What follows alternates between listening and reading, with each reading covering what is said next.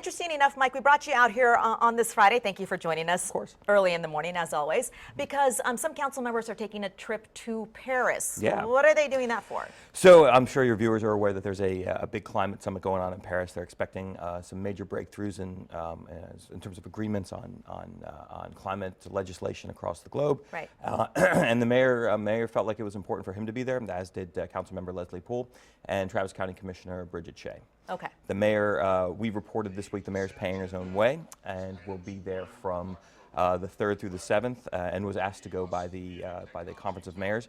Councilmember Poole is going in her capacity as the head of the council's environmental committee.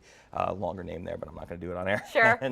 and Bridget Shea is going as a board member of a local group. And so what do we know as far as what they hope to accomplish when they get to this conference, and then what will they do when they come back? Sure. Well, the mayor hopes that he's going to be able to network with other mayors and sort of talk about similar issues across across the country, across the world. Sure. And I think that that's basically the reason for going. That he was asked by a group to go, and I think that they want to bring this.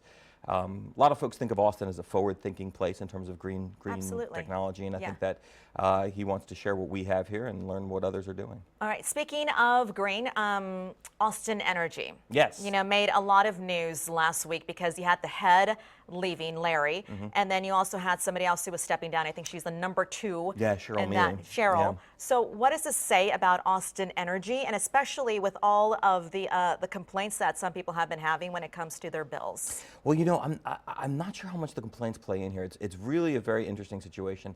When I first got here, I started covering the Lower Colorado River Authority, and what we saw what we saw there, after Tom Green, I think, was the head, and he left, and we saw a mass exodus of just a ton of people. A lot of people retired. Yeah. And the Monitor, which was then in fact daily, went back and added up all of the years of experience that they'd lost, which it was just a significant amount of experience. And we worry, I think, that maybe we're starting to see something like that over at Austin Energy. It's a tough job, of course. It's also the highest paying job in the city if you run it.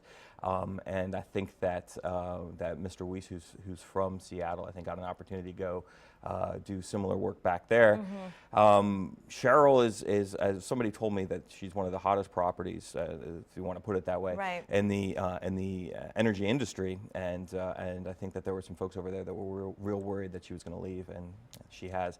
We'll see. One would hope that it would not be some sort of mass exodus. At any time that something like that happens at Austin Energy, any department in the city, you lose a lot of institutional memory. We've already lost a lot of institutional memory over the last year and a half at the city. So going to be real interesting to watch what happens there. All right. Mike Kanan with the Austin Monitor. Always a pleasure talking to you. Thank you again. Thank you so much.